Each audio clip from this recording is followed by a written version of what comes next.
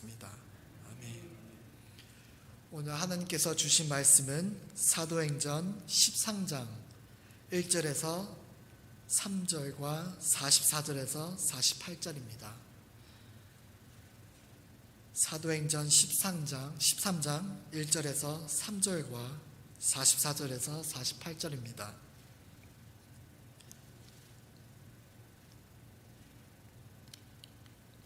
다같이 큰 목소리로 함께 봉독하시겠습니다. 1절입니다. 안디옥 교회에 선지자들과 교사들이 있으니 곧 바나바와 니게르라 하는 시므온과 구레네 사람 루기오와 분봉왕 헤롯의 젖동생 미나은과 미 사울이라. 주를 섬겨 금식할 때에 성령이 이르시되 내가 불러 시키는 일을 위하여 바나바와 사울을 따로 세우라 하시니 이에 금식하며 기도하고 두 사람에게 안수하여 보내니라. 그 44절 보겠습니다. 시작. 그 다음 안식일에는 온 시민이 거의 다 하나님의 말씀을 듣고자 하여 모이니 유대인들이 그 무리를 보고 시기가 가득하여 바울이 말한 것을 반박하고 비방하거늘 바울과 바나바가 담대히 말하여 이르되 하나님의 말씀을 마땅히 먼저 너희에게 전할 것이로되 너희가 그것을 버리고 영생을 얻기에 합당하지 않은 자로 자처하기로 우리가 이방인에게로 향하노라. 주께서 이같이 우리에게 명하시되 내가 너를 이방의 빛으로 삼아 너를 땅끝까지 구원하게 하리라 하셨느니라 하니 이방인들이 듣고 기뻐하며 하느님의 말씀을 찬송하며 영생을 주시기로 작정된 자는 다 믿더라. 아멘. 여러분 혹시 존 버년이라는 사람을 아시나요? 제가 존경하는 작가 중에 한 명인데요. 어릴 때 이분이 쓰셨던 책을 부모님 방 책장에서 꺼내 읽었던 기억이 납니다. 이 존 버년이라는 사람은 젊은 날 예수님의 복음을 위해 전도를 하다가 12년을 감옥에서 보내게 됩니다. 그는 빨리 밖으로 나가서 복음을 전하고 싶어서 밤마다 눈물을 흘리다가 글을 쓰기 시작했습니다. 그러자 하나님은 그에게 어느 날 환상을 보여주셨습니다. 그는 그것을 바탕으로 한 기독교도가 주님 앞에 가는 모습을 책으로 기록했습니다. 이 책은 바로 여러분들도 잘 아시는 철로역정이라는 책, 즉 순례자의 길이라는 책입니다. 감옥에 갇혀있던 12년 동안 그는 나가서 복음을 전하고 싶었지만 대신 수백 년 동안 많은 사람들을 울린 불후의 명작을 썼습니다. 성령님의 역사가 이렇게 나타나면 우리가 알지 못하는 세계가 우리의 것이 됩니다. 우리는 모두 성령님의 능력을 받아야 함을 믿습니다. 아멘. 그러면 아무도 예상치 못했던 깜짝 놀랄 기적의 역사가 우리 가운데 일어날 것을 믿습니다. 불가능을 가능케 하시는 하나님이 우리와 항상 함께 하심을 이 시간 고백합니다. 지금은 성령님의 시대입니다. 성령님의 역사가 나타나면 우리가 할 수 없는 일도 가능하게 하십니다. 모든 것이 가능하신 전능하신 하나님이 우리와 함께 하심을 믿습니다. 오늘 본문 말씀을 통하여 선교의 비기닝, 즉 선교의 시작은 선교사도 아니고 교회의 일도 아니고 우리의 일도 아닌 성령님의 일임을 깨닫길 원합니다. 오늘 본문 말씀은 성령의 역사로 안디옥 교회가 파송한 바나바와 바울의 1차 전도 여행을 이야기하고 있습니다. 1절에 보시면 5명의 선지자들과 교사들을 소개하고 있습니다. 사도행전의 저자인 누가가 쓴 오늘 1절을 보시면 첫 번째 사람 바나바, 두 번째 시므온, 루기오, 미나엔, 그리고 마지막으로 사울, 이렇게 5명을 나열하고 있는데 이 나열한 순서를 주목해 주시면 좋겠습니다. 바나바가 가장 먼저 나오고 사울이 제일 나중에 나오는 것을 볼 수 있습니다. 이는 예루살렘 모 교회에서 보낸 대표자로 바나바를 세웠기 때문이라고 학자들은 추측하고 있습니다. 이 5명은 교회를 대표하고 있음을 보여주고 있습니다. 다 같이 2절을 다시 한번 읽어보겠습니다. 오늘 말씀에서 가장 중요한 말씀입니다. 2절을 읽어보겠습니다. 시작. 주를 섬겨 금식할 때 성령이 이르시되 내가 불러 시키는 일을 위하여 바나바와 사울을 따로 세우라 하시니. 여기서 성령이 이르실 때 전에 이제 그들이 했던 2가지 일들이 있었습니다. 이는 보내는 선교자로서 교회가 감당해야 할 일이기도 하고 또 선교를 가기 전에 선교자가 해야 할 일이기도 합니다. 그 첫 번째는 바로 주를 섬기는 일입니다. 영어 성경으로 보시면 while they were worshiping 이라고 말씀하고 있습니다. 이는 주께서 예배드리는 것으로 선교를 준비하는 것입니다. 성령님께서 안디옥 교회에 그냥 임하시지 않으셨습니다. 성령님께서는 예배로 준비하는 자들에게, 예배로 교회가 하나가 될 때 성령님께서 임하시어 선교를 감당하게 해주심을 믿습니다. 두 번째, 그들이 성령님이 임하시기 전에 준비했던 것은 바로 금식하는 것이었습니다. 금식은 한 끼 그냥 굶는 것에서 지나치지 않습니다. 금식은 내가 먹고 싶은 욕망을 버리고 그 시간에 하나님께 욕망을 버리고 기도드리는 것입니다.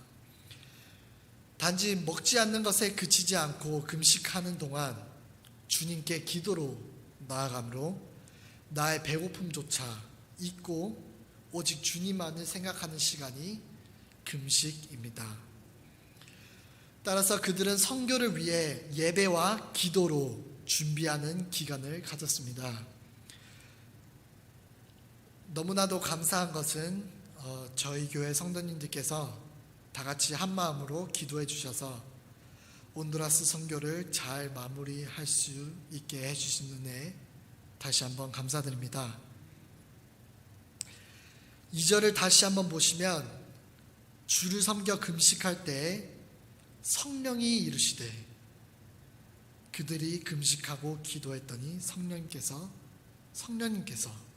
임하셨습니다. 그리고 성령님께서 말씀하십니다. 내가 불러 시키는 일을 위하여 바나바와 사울을 따로 세우라 하시니. 여기서 시키시는 일은 헬라어로 에르문, 즉 선교를 가리키고 있는데 이를 원어로 번역하면 기능적으로 반드시 해야 할 일이라고 번역하고 있습니다. 그렇습니다. 성령께서 시키시는 반드시 해야 할 일은 그것은 선교임을 믿습니다. 여기서 저희는 선교는 선택이 아닌 필수라는 것을 알 수 있습니다. 그렇다면 무조건 다른 나라에 가서 선교를 해야 할까요? 제가 선교라는 단어를 국어사전에 한번 찾아보았습니다. 선교란 종교를 선전하여 널리 펴다 라고 나와 있었습니다. 종교를 선전하여 널리 펴다. 선교라는 것을 너무 광범위하게 보는 것이 아니라 작은 사회에서부터 시작하는 것이라고 생각하셨으면 좋겠습니다. 혹시 가정에서 예수를 믿지만 교회를 안 나가시는 분들이 계신가요? 혹시 저희들 중에 친척, 친구, 손자 중에 예수님이라는 이름을 알지만 그 예수님이 정말 나의 예수님이라는 걸 모르시는 분들이 계신가요? 그들을 위해 저희들이 열심히 예배하고 기도할 때 성령님께서 그들을 변화시키실 줄 믿습니다. 저희가 잘 아는 말씀 사도행전 1장 8절 말씀처럼 오직 성령이 너에게 임하시면 너희가 권능을 받고 예루살렘과 온 유다와 사마리아와 땅끝까지 이르러 내 증인이 되리라 하시니라. 이 선교의 복음이 작은 사회, 가정에서 시작해서 내 주위, 더 나아가 내가 사는 지역, 내가 사는 나라, 더 나아가 땅끝까지 예수님의 복음이 전해지리라 믿습니다. 3절입니다. 이에 금식하며 기도하고 두 사람에게 안수하여 보내니라. 3절에서 다시 한번 강조하고 있습니다. 금식하고 기도하라.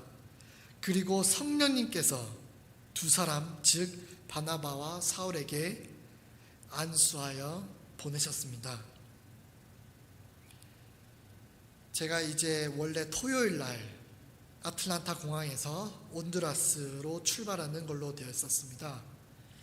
그러다 목요일 아침에 학교에서 마지막 시험을 끝내고 짐을 싸서 이제 목요일 날 먼저 아틀란타로 올라가서 볼일을 보고 토요일 날 출국하기로 마음을 먹었습니다. 이제 아침에 마지막 시험을 끝나고 짐을 다 싸고 이제 집을 나가려는 순간 담임 목사님께서부터 문자가 한 통 왔습니다. 전도사님, 교회에 갑자기 음향이 안 되네요. 혹시 잠깐 교회에 들려주실 수 있나요? 라고 문자가 왔습니다. 목사님께서는 제가 오늘 떠나는지도 모르셨는데 이제 제가 아틀란타로 떠나기 직전에 문자를 주신 것이었습니다. 1시간만 늦게 문자를 보내셨어도 저는 이미 아틀란타로 운전하고 가고 있었을 텐데 딱 맞춰서 문자를 주셨습니다. 이제 짐을 다 차에 싣고 교회에 도착해서 음량을 다 고친 후 교회를 나가려는데 목사님께서 들어오셔서 목사님을 맞으셨습니다. 목사님, 이제 다 고쳤습니다. 이제 출발하려고 합니다. 가기 전에 마지막으로 기도해 주세요. 떠나기 전 마지막으로 목사님의 기도해 주심으로 선교의 발걸음을 떠날 수 있었습니다. 저는 믿습니다. 성령님께서 정확한 타이밍에 아틀란타를 떠나기 직전에 딱 목사님을 통하여서 일하셨음을 믿습니다. 하나님께서는 정확하시는 분이시니까요. 오늘 3절 말씀처럼 성령님께서 바나바와 사울에게 안수하여 보내신 것처럼 그날 떠나기 직전에 성령님께서 목사님을 통하여 선교지를 출발하기 전에 안수하여 주셨음을 믿습니다. 이제 다시 본문으로 돌아가 44절에서 45절 말씀을 다시 한번 보겠습니다. 44절입니다. 그 다음 안식일에는 온 시민이 거의 다 하나님의 말씀을 듣고자 하여 모이니 유대인들이 그 무리를 보고 시기가 가득하여 바울이 말한 것을 반박하고 비방하거늘. 오늘 읽지는 않았지만 사도 바울은 비시디아 안디옥의 회당에서 하나님이 예수 그리스도를 통해 구약에서 약속하신 구원의 약속을 성취하셨다는 사실을 선포하였습니다. 그 복음을 듣고 많은 유대인들과 유대교로 개종한 사람들이 바울과 바나바를 따랐고 다음 안식일에도 회당에서 말씀을 전해줄 것을 요청했습니다. 그 내용이 오늘 읽은 44절에부터 이어지는 말씀입니다. 그 다음 날 안식일이 되었을 때는 거의 모든 비시디아 안디옥의 시민들이 하나님의 말씀을 듣기 위해 모였습니다. 그러나 유대인들은 모인 회중들을 보고 시기심으로 가득 차 있었습니다. 유대인들은 단지 바울의 인기와 이방인들이 회당에 가득 차 있었다는 그 사실만으로 불편해한 것이 아니라 이방인들도 구원을 받고 하나님의 백성이 될 수 있다는 가르침을 받아들일 수 없었던 것이었습니다. 그들은 그리하여 45절의 말씀처럼 바울이 한 말을 반박하고 비방했습니다. 이처럼 성경에서도 하나님의 말씀을 전하고 선포하고 복음을 전하고 선교를 감당할 때 방해꾼들이 있었습니다. 하나님의 말씀을 전하지 못하는 사탄의 유대인들을 통하여 하나님의 복음을 전파하는데 방해를 하고 비난을 한 것입니다. 오늘 이 말씀을 통해서 저는 온두라스에 있었던 한 에피소드가 생각났습니다. 토요일 날 아틀란타로 출발해서 온두라스로 잘 도착하였습니다.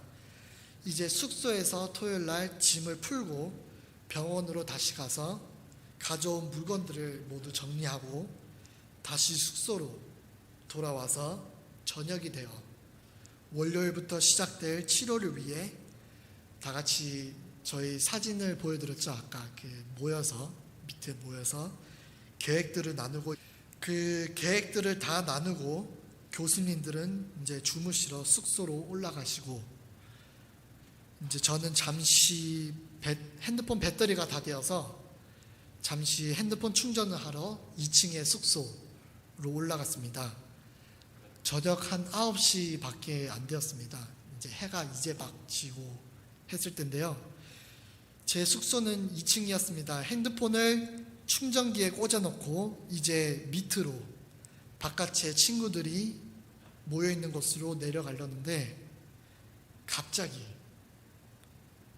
난사총을 든 2명의 강도들이 밑에 친구들이 있는 곳으로 들이닥치는 것이었습니다. 저는 너무 놀라 일단 바로 숙소로 들어가 문을 잠궜습니다. 한 3분이 지났나요? 저는 그 3분 동안 할 수 있는 것은 기도뿐이었습니다. 하나님, 모두 무사하게 해달라고 기도하며 기다리고 있었습니다.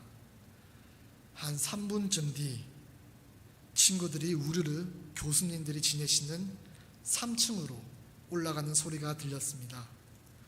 이제 문을 열어보니 강도들이 뒤에서 머리에 난사총들을 겨누며 그 친구들이 가지고 있던 핸드폰을 모두 빼앗아 달아났던 것이었습니다.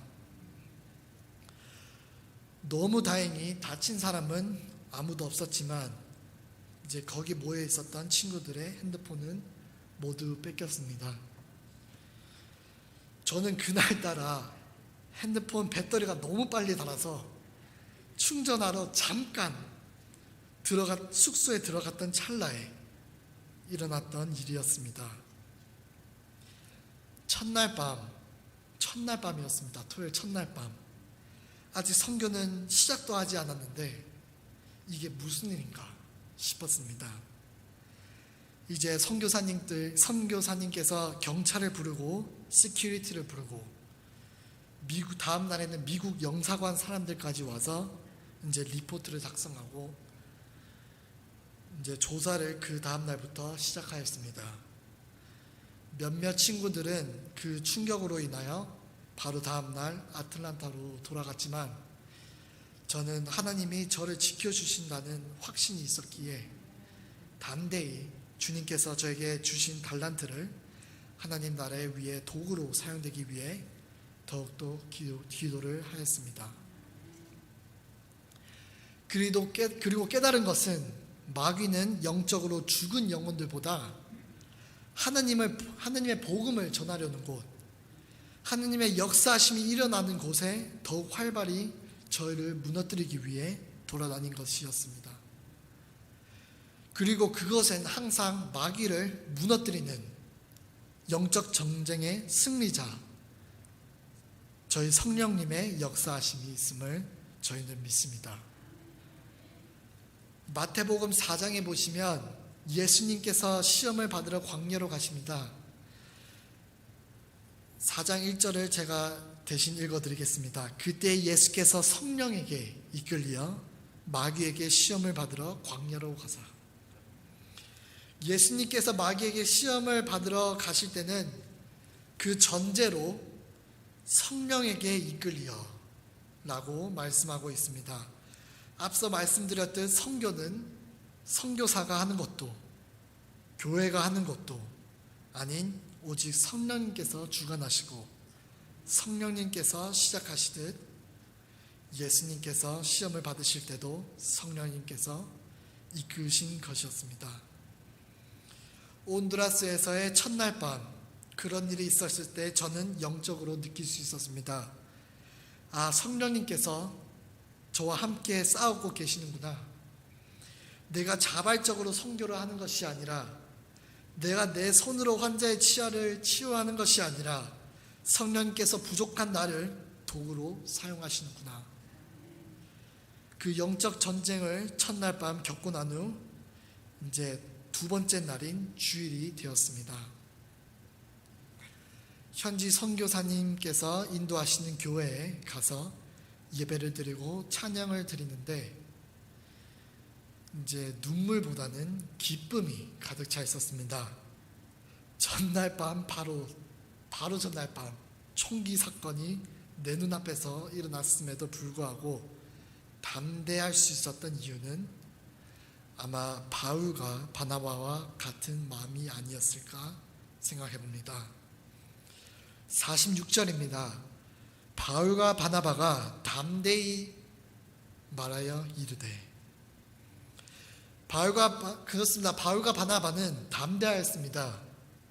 유대인들이 뭐라 하던 마귀들이 무슨 꾀를 부리던 바울과 바나바는 성령님께서 함께 하신다는 확신하였기에 담대히 선포하였습니다.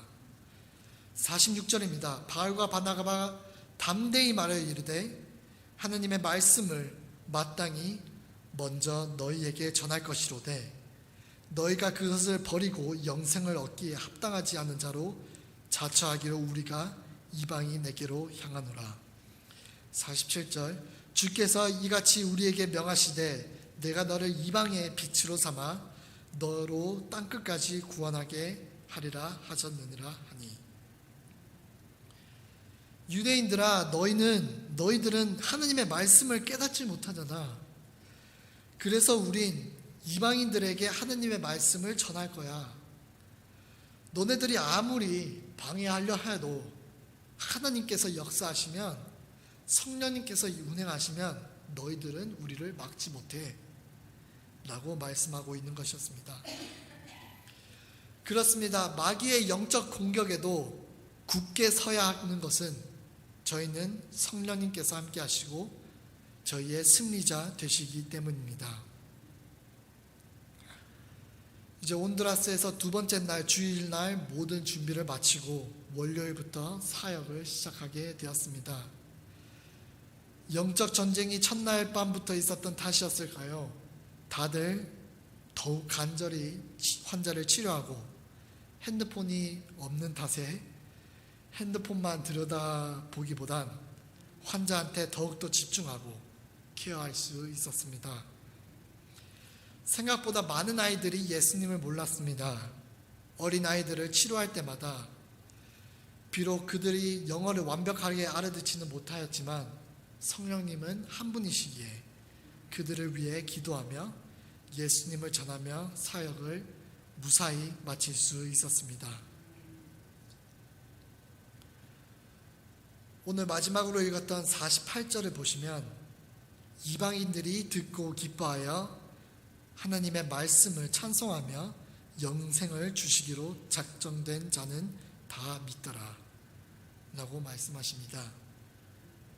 제가 가서 앞니빨이 충치로 인하여 부러져 이제 웃지 못하는 자들에게 앞니빨을 치료해 주어 다시 해맑게 웃는 모습으로 이제 감사하다는 말을 들을 때 어쩌면 하나님께서 부족한 저를 한국에서 부르셔서 미국에서 공부시킨 이유가 나를 도구로 삼아 오늘 48절의 말씀처럼 이방인들을 듣고 기뻐하여 하나님의 말씀을 찬송하는 역사가 일어나 하나님의 나라가 확정되도록 주님의 도구가 되는 사명일 수 있겠구나 라고 느꼈습니다. 그리고 다시 한번 느낀 것은 성령님께서 항상 나와 함께 하시는구나. 이 모든 선교의 과정들이 하나님께서 가라 하면 가고 멈추라고 하면 멈추는 순종으로 나아갈 때 영적 전쟁에서 이기고 하나님의 나라가 확정되는 역사가 일어나는구나 라는 것을 느꼈습니다. 오늘 저희는 사도행전 10장을 통하여 선교의 원리를 깨달았습니다.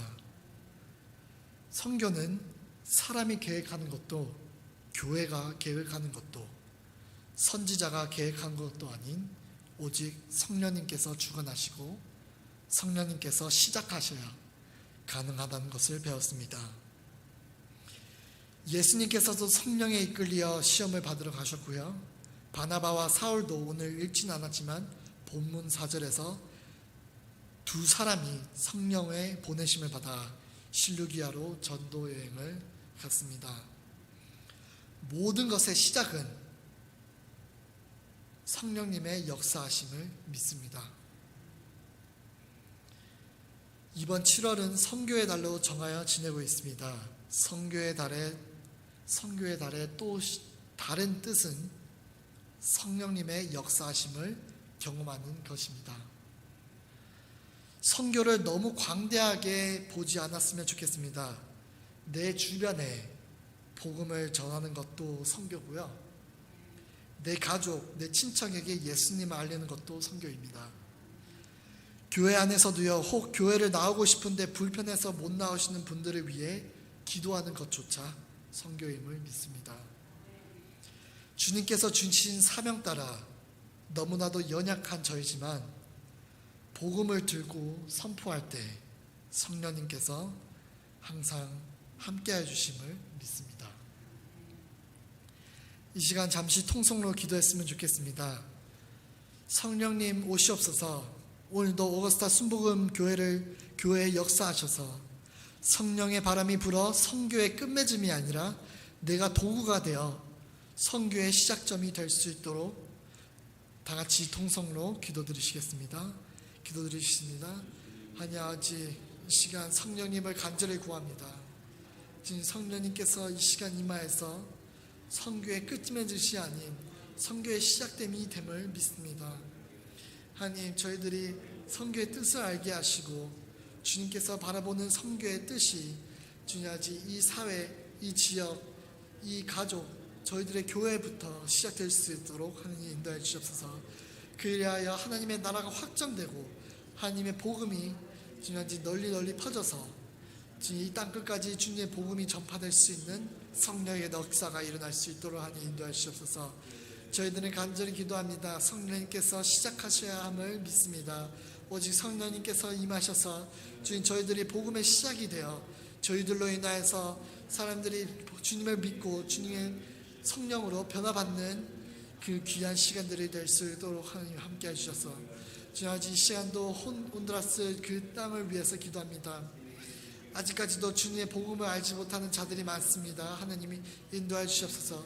주님 뿌린 씨앗들이 복음의 씨앗들이 열매를 맺어 하나님을 찬양하며 하나님의 복음을 믿고 주님 또 그들이 또 더 나아가 다른 사람들에게 복음을 전파할 수 있는 전도자로 사용하여 주시옵소서.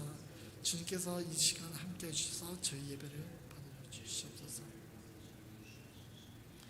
하나님 아버지 감사합니다. 온두라스 선교 보내는 자와 보냄을 받는 자 모두 성령님의 역사하심을 통해 경험하였습니다. 바나바와 사울이 성령님의 보냄을 받아 주님의 복음을 전파했던 것처럼 이제 저희도 성령님의 보냄을 받아 기쁜 소식, 복음을 전파하길 원합니다. 내가 어디에 있던 누구를 만나던 그리스도의 향기가 나를 통해 뿜어져 나오게 하시고 내 자신이 선교의 도구가 되어 가는 곳마다 내가 가는 곳마다 이 그리스도의 복음이 전파되게 하시고 오늘 이방인들이 듣고 기뻐하여 하나님의 말씀을 찬송하였던 것처럼 예수님을 모르는 자들이 예수님을 알고 그분들도 다른 분들에게 복음을 전하여 하나님의 나라가 확장되는 그런 선교의 역사가 일어날 수 있도록 성령님 함께해 주시옵소서. 감사드렸고 이 모든 말씀 사랑이 많으신 예수님의 이름으로 기도드렸습니다. 아멘. 하늘에 계신 우리 아버지여, 이미 거룩히 여김을 받으시며 나라의 마하시며 뜻이 하늘에서 이룬 것 같이 땅에서도 이루어지이다. 오늘날 우리에게 일용할 양식을 주옵시고 우리가 우리에게 죄진 자를 사하여 준 것 같이 우리 죄를 사하여 주옵시고 우리를 시험에 들게 하지 마옵시며 다만 악에서 구하옵소서. 대개의 나라와 권세와 영광이 어찌게 영원히 있사옵나이다. 아멘. 하나님께 영광의 박수 올려드리도록 하겠습니다. 선교합시다. 다 같이 선포하시며 세상으로 나아가겠습니다.